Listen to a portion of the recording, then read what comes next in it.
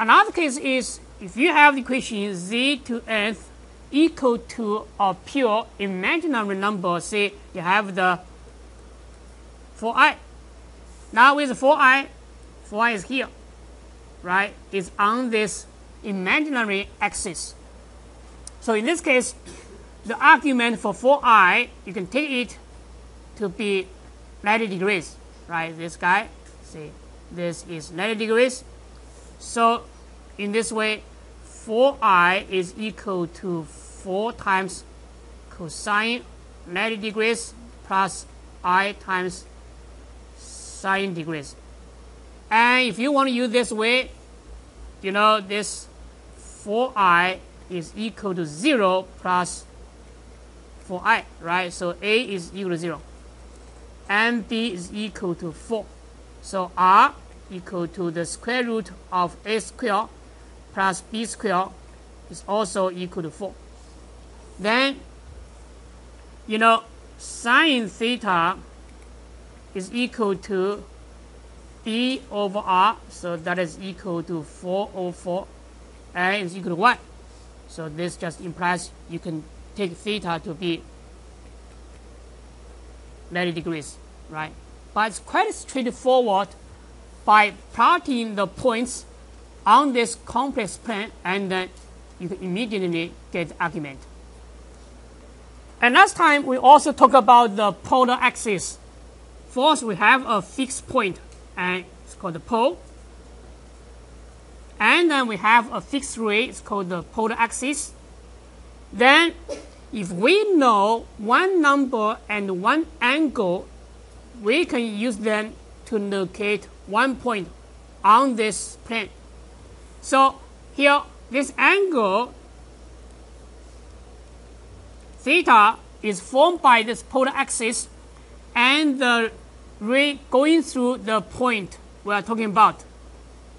So if this theta, okay, for this theta, if the revolution is counterclockwise, then theta is bigger than 0. Okay, so if the revolution is counterclockwise, then we have theta bigger than 0. So this is same as how we define an angle in the trigonometry, right? So this is the case when we have the counterclockwise revolution, then we have the degree of theta bigger than 0. And if the revolution is clockwise, then we have theta less than 0. So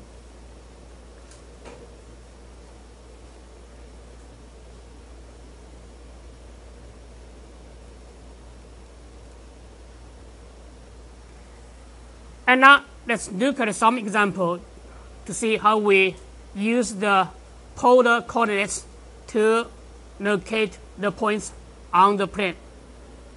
Let's go to the page 638, and let's look at the problem 6. We have the polar coordinates -3 and 0 degree. And when we talk about the coordinates, that means it's an odd pair. You must use a pair of the parentheses to enclose these two numbers. If you just write the -3 and 0 degree, is not correct. Okay, so this does not stand for a pair of the polar coordinates. You must use a pair of the parentheses to enclose these two, okay, numbers. One number for the directed distance, another one for the degree measure of this angle. If you miss this pair of the parentheses in your homework, then the system just marks your answer as wrong.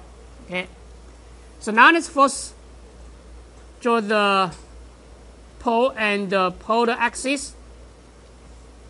And since this r is negative, okay, is a negative number, so let's first get the 3 and the 0 degree. We know since the angle is 0 degrees, so we have the point on the polar axis. See, this guy is the 3 and 0 degree. Then to locate the point with the polar coordinates -3 and 0 degree, we just put this point, the x value of -3 units away from this pole, but in the direction opposite to this point. So that means in this opposite direction, and then find the point which is also 3 units away from this pole.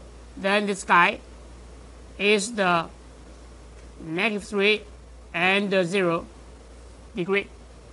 So this is the fourth point we plot in this polar coordinate system. Now let's look at the number 7. Number 7, we have the 0 and 35 degrees.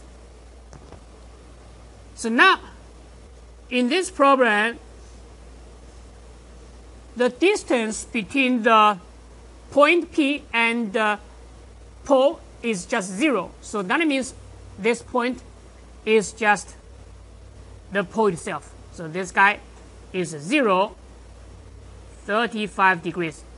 Actually, the pole can have the infinitely many polar coordinates to stand for it.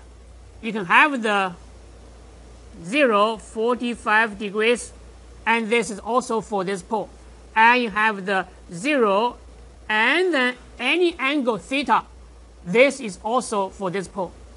So now you can see from this example, we know in the polar coordinates system, there is no one-to-one correspondence between the polar coordinates and the points in the plane. So you may have the several polar coordinates corresponding to the same point in this plane. So this is the number 7. Now let's look at the number 9. Number 9, we have the 3 and pi over 6. So first, let's draw this angle pi over 6. It's positive, so the revolution is counterclockwise. And this is the pi over 6. And then you locate one point on this terminal side, which is away 3 units away from the pole. So it's here. So this guy is the 3 and pi over 6. So it's quite simple. Now let's look at the problem 12. -1 and pi over 6. So we first draw this angle pi over 6. And since this r is negative, so we need to locate the point which is 1 unit away from the pole, but in the direction opposite to the 1 and the pi over 6. See, this guy is the 1 and the pi over 6. Then to plot the -1 and the pi over 6, you just draw an extension of this ray in the opposite direction, and then find the point which is 1 unit away from the pole. So this guy is the -1 and pi over 6. Let's look at the problem 13. 2 and -pi over 4. And this time, this angle is negative. So that means the revolution is clockwise. So let's first plot this angle pi over 4. Okay. Actually, this is the -pi over 4, right? It's clockwise revolution. Then locate one point which is 2 units away from this pole. See here. This is the 2 and negative pi over 4. We have seen some examples on how to plot the points using the polar coordinates. And then let's talk about the polar rectangular conversions.